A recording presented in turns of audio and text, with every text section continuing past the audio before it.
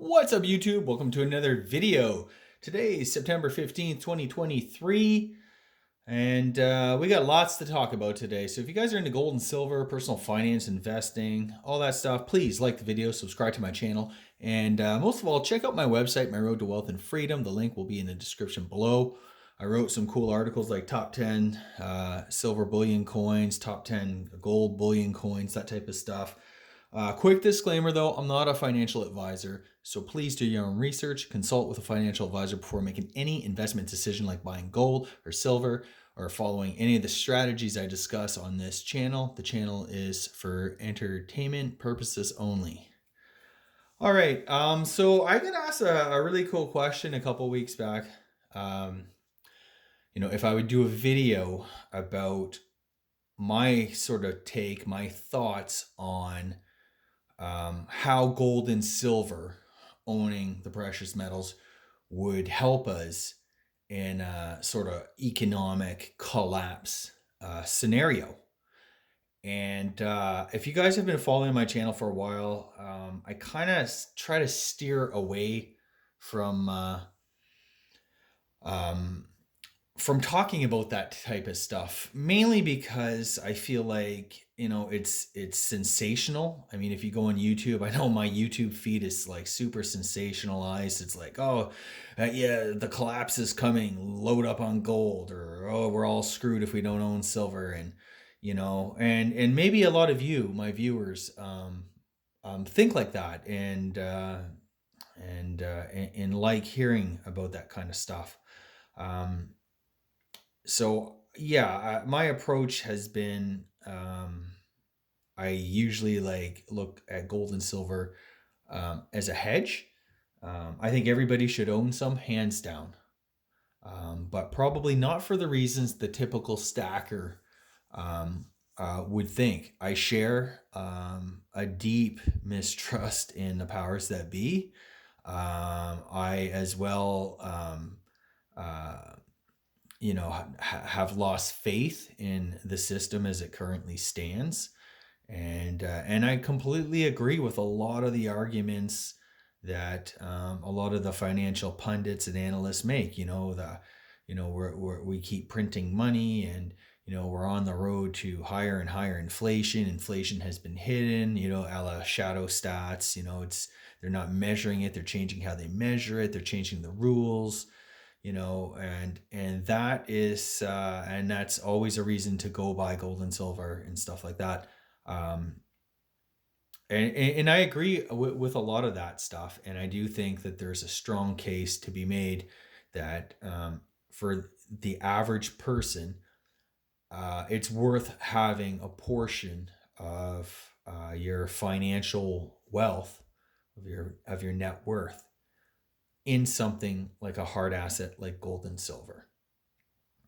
Where I kind of differ, diverge, or whatever, is that um, I don't think we should put all of our money into um, basically one asset class, gold or silver.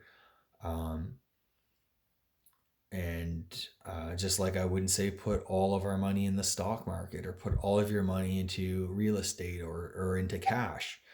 I think the distribution of probable possible outcomes for the situation that we are in as a global economy, in the global financial system, um, there's a lot of things that could happen. And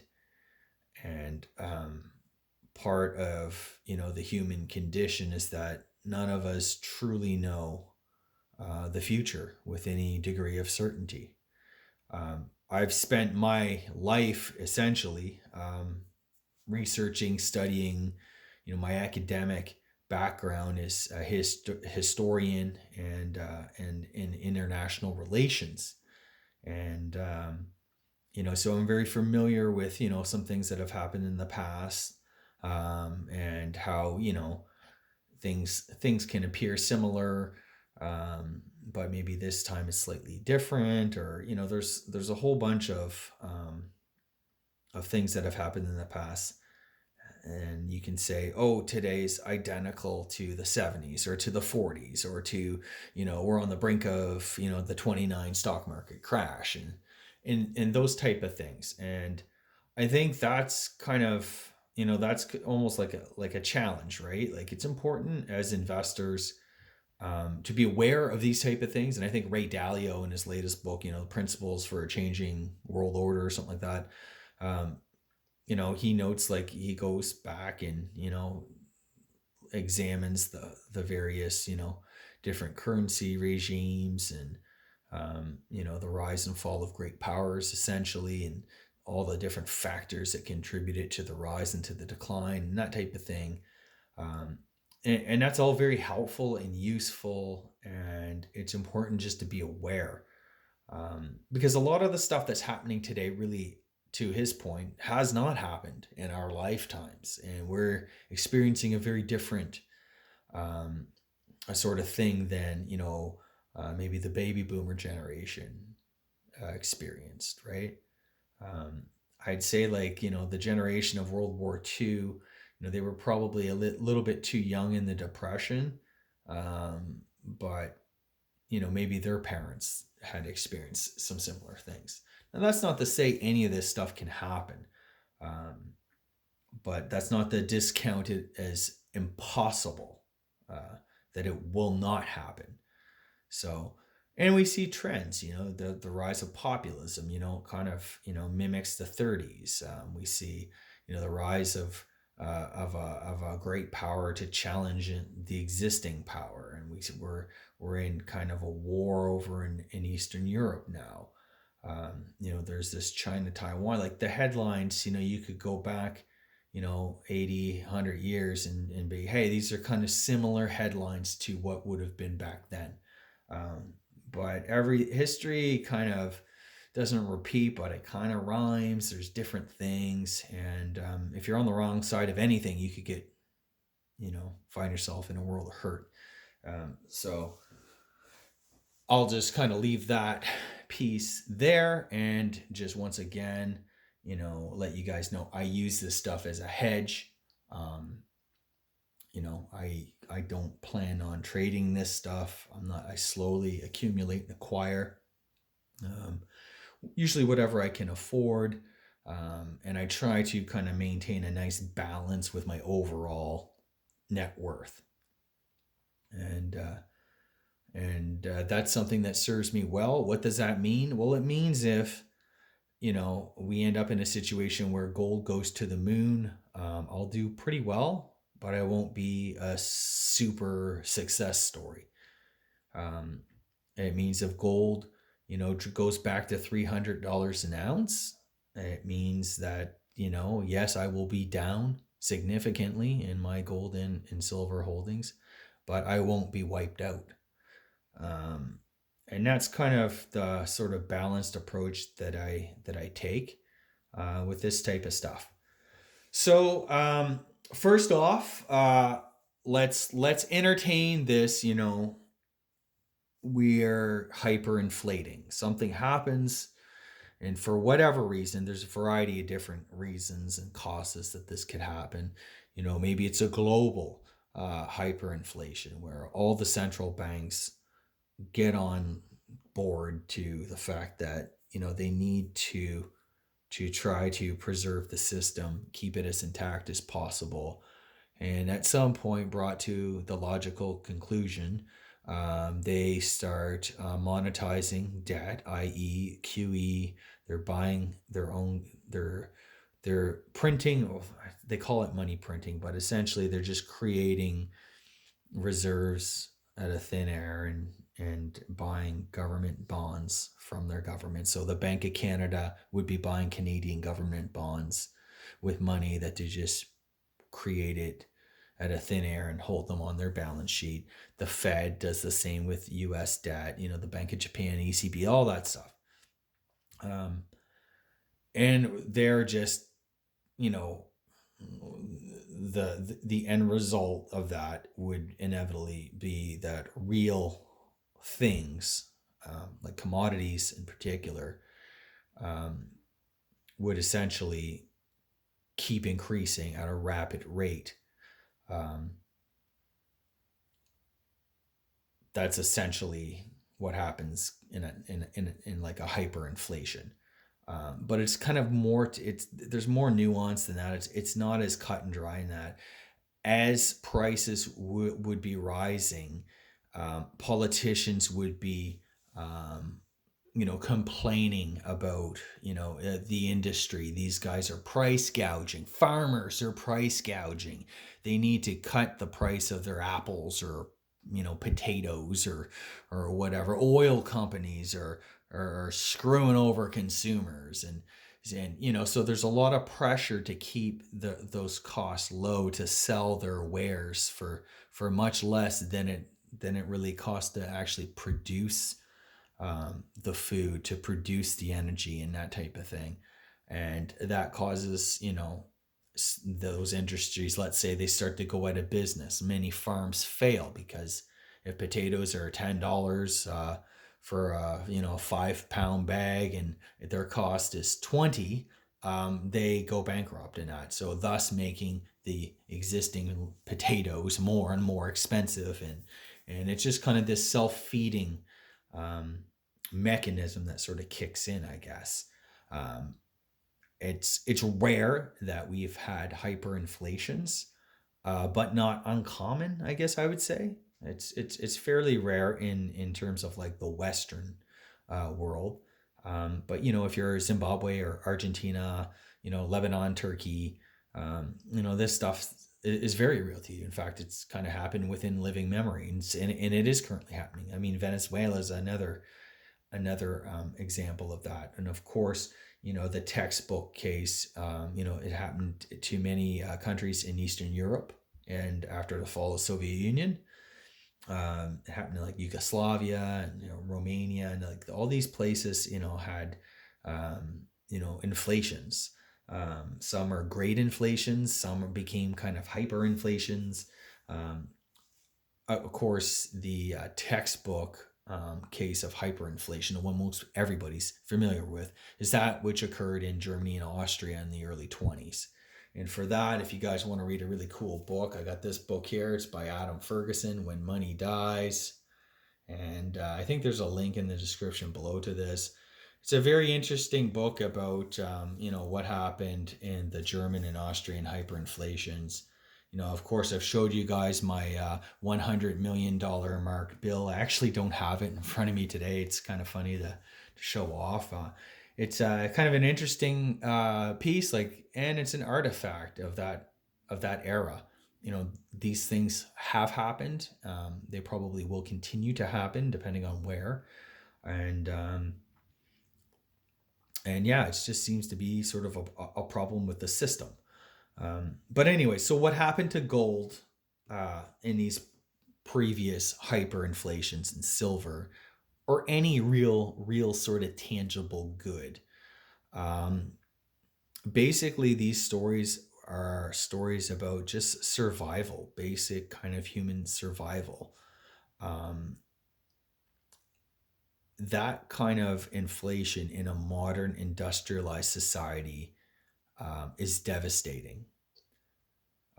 If you are a farmer, if you grow your own food, if you have sort of a subsistence sort of living, in the countryside, you were okay. You could still eat. I mean, you weren't thriving. It's not like you lived like a king. Life was still hard, but you probably made out better than the city folk who really didn't have anything. They live in apartments or in urban sprawl or suburbs or whatever. They don't grow their own food. They don't have much resources to subsist on, and they need to basically trade their time for money that is being inflated away at a very rapid pace. And oftentimes, those families, there is widespread starvation. Um, you know, Sometimes young women had to, prostitute themselves out to bring in some sort of money for food. It was just a very terrible, horrible experience. And even back then, there was this, you know, the powers that be were pitting, the cities against the more rural areas, complaining how the farmers were price gouging, the farmers were, screwing them over, and you know what I mean? That type of thing. So it's a very turbulent, unpredictable, and terrible time. And, you know, for anyone to say that, oh, well, most hyperinflations only last, a few months to a year, or maybe even a couple years. I would say in Germany it was probably about maybe say 2 to 3 years roughly. Um, that doesn't make the experience that much easier to have gone through or to go through, and it does not ultimately change how devastating the outcome is of that experience. So basically, how did gold and silver perform, or any sort of tangible? I mean, number one, first off, you can barter, right? If you have an apple orchard and you want to try to barter some apples, and maybe you can trade a shirt for a can of beans, or you know what I mean. There's all these sort of stories. If you had any sort of tangible, real wealth like silver or gold, um, and it's not just back then, we see it today as well. You could buy food. Maybe you could come to some sort of arrangement with a farmer to secure your food supply, or maybe you could just go to the local grocery store once a week and clip another. If you have a gold bracelet, I mean, a lot of women in Germany, that's what they did. They just clipped links off their necklaces and bracelets, that type of thing. um, once a week or whatever, just to kind of get a little bit of food at the grocery store. Not everybody could do that. It was just basically, you know, survival for many people. Um, I think too, like going through those times, a lot of us, a lot of stackers, I think, like a lot of people in this community, they think that when this happens, they are going to be extremely rich, and they're going to be able to buy up rows of houses and stuff like that. I would just kind of caution and say that when these things have actually happened, there's been a lot of resentment and towards anybody with any display of real wealth or money. They were villainized.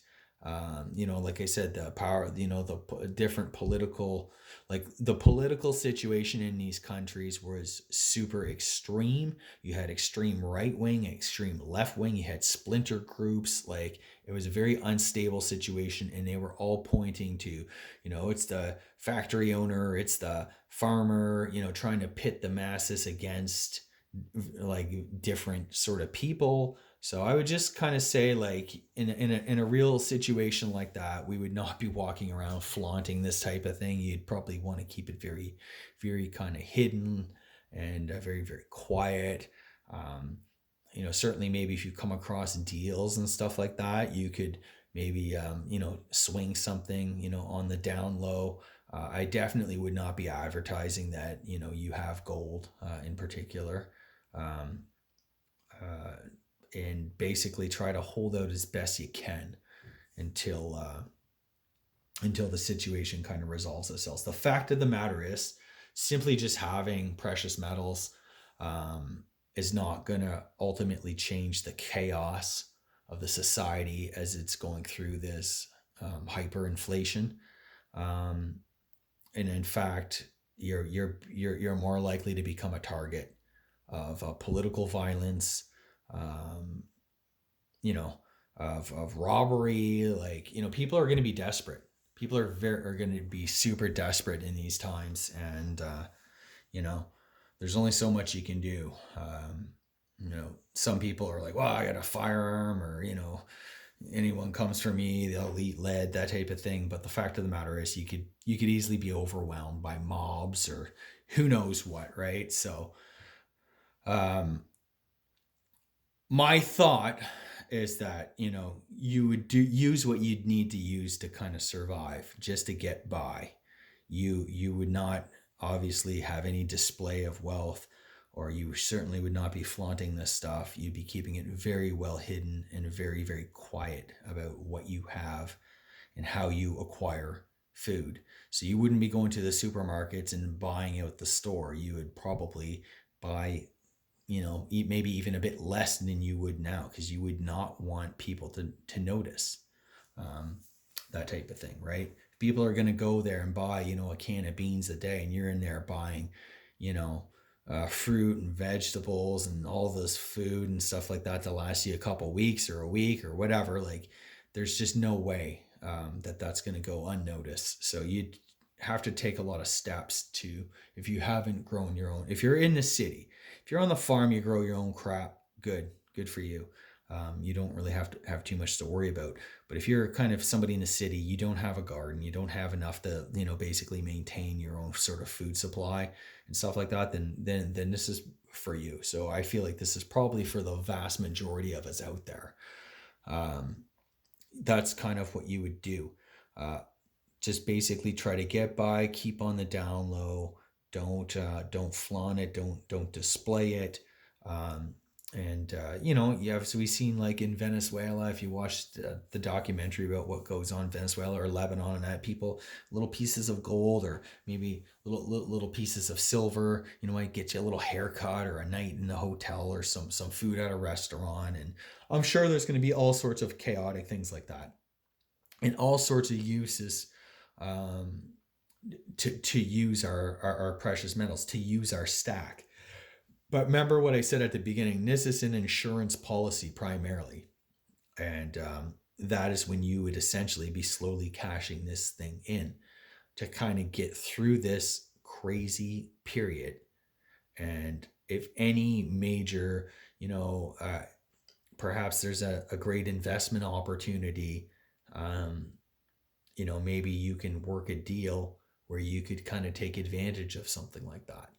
Again, you'd have to be very careful how you approach that, because you wouldn't want to let a lot of people know, um, that you actually have some gold or silver, um, in abundance, that you could actually do deals like that. Um, so there are things like that. My thing would be, I view this as kind of, in terms of the insurance, it can help in the day to day necessities. You need food, you need shelter, you know, um, maybe you still hold on to a job. It's really difficult to predict with any degree of accuracy what something like that would look like. But on a general level, kind of what I sort of just outlined for your day to day living, is basically it. What I view this as, and what a lot of guys do too, is that, this is a way to kind of opt out of the current system and to develop a parallel wealth in a parallel universe, I guess. You know, Coming out of that, especially if it's a global event, like everybody's doing it. Um, these other hyperinflations were unique historical events at certain places and times. It wasn't the entire world in that situation. The situation we find ourselves in today is a lot different. For the first time, the problem of debt is global. The problem of money printing and stuff like that is global. And we are an overpopulated world, struggling and battling it out for very scarce resources. So um, it's not inconceivable to think that the entire world economy could begin, a major inflation or hyperinflation. Um, and in that situation, basically, it's just what I described. You're just trying to survive it. At the end of the day, eventually some new order comes into being. Otherwise, we're going to be throwing spears and rocks at each other. So, and it's when that new order begins that's when this stuff would probably come in most be of most use. Um, because what I think you'd be able to do, there would be some sort of revaluation of everything. Um, and, maybe under the new system, you would retain your purchasing power. Maybe you're not going to, maybe gold might be 10,000 an ounce or $100 million an ounce or some crazy number. But what that would really translate into is, it would just translate into, you haven't lost your overall standard of living. So if you were a middle class person, prior to the hyperinflation, rather than becoming destitute and poor, you would still be a middle class person in this new sort of system or whatever. And I don't know what you do with your gold at that point. Are banks safe enough that you can maybe put it on deposit and they will lend money? Was it going to be a reserve asset like that? I mean, I don't know. It could potentially be. Would they bring back a gold standard? I don't know. I don't really think anybody knows. I think consensus is after such a traumatizing event like that, faith and trust would be so at all time lows to non existent that the authorities, the powers that be, would have to back any sort of currency um, with something credible in order to instill confidence and faith in the system. And maybe it's not the first currency they come up with. Maybe that one fails, and then it's a second or third one or fourth one, or it's a process. I know in revolutionary France they inflated their currency, and then they tried to tie it to church lands, and then they started issuing more, and then that blew up, and then they had to do it again and tried to do, you know what I mean? They tried to back it. Eventually they came to gold, and then you get the gold Napoleons and stuff like that. Um, could it be something like that? I don't know. You're really kind of going out on a limb at that point, but I'm just taking it as having some of this outside the system currently. Were we to experience a major economic collapse, hyperinflation, this would let me survive and have enough to carry into the next system that my family's standard of living would essentially be similar to unchanged. That is my sort of base case scenario. The best case scenario would be, you know, gold or silver, goes literally to the moon in the new system. And I go from being a middle class dude to, very wealthy, maybe a 1% or top 5% or something like that in this new system. Um, you know, that could be a possibility. I don't know. I'm not counting on it. That's not why I'm stacking. I'm just basically looking at, an ounce of gold will buy a fine man's suit, in 1900, and it will do so in, 2023. That's kind of what I'm thinking. So I'm not thinking this is going to the moon, and that's not really the message I want to promote, because the truth is I really don't know, and I don't think anybody can tell you with any degree of certainty that put all your money into this because it will save you, and it may or may not. I look at it as, it's still kind of tangible. It's recognized worldwide, and at the very least, our standard of living would be basically left intact. So I'm not really sure. I didn't buy this to be a lotto ticket. I bought it to be more an insurance policy in a hedge. So um, I would say that if we went through the worst of things, and my family was able to eat and survive, and we were able to take a lot of this into the new system and maintain our standard of living, I would say that this has served its purpose and fulfilled its primary duty, to basically preserve and protect our purchasing power and our standard of living. So, um, and it also might prevent us. I should mention this too. In these other hyperinflations, people sold family heirlooms. They sold, pianos. Back in the day, everybody and their dog had pianos, and they were very expensive and nice. And you would go to people's, room homes, and they would play piano and have a night of drinks. And so the people were selling their pianos. People were selling, nice tables and nice furniture. If they had a vehicle, maybe they sold that. Any appliances, like, people were desperate for money. So, and some people probably had to get rid of their homes, right? Guaranteed. So if this kind of if owning gold and silver stops us from selling our property at bargain basement prices and keeps us in our home, uh, lets us have food in our belly, electricity and heat, um, and into the new system, we have, basically a similar standard of living, then I would say that this thing has done its job, and I'd be very happy with that outcome.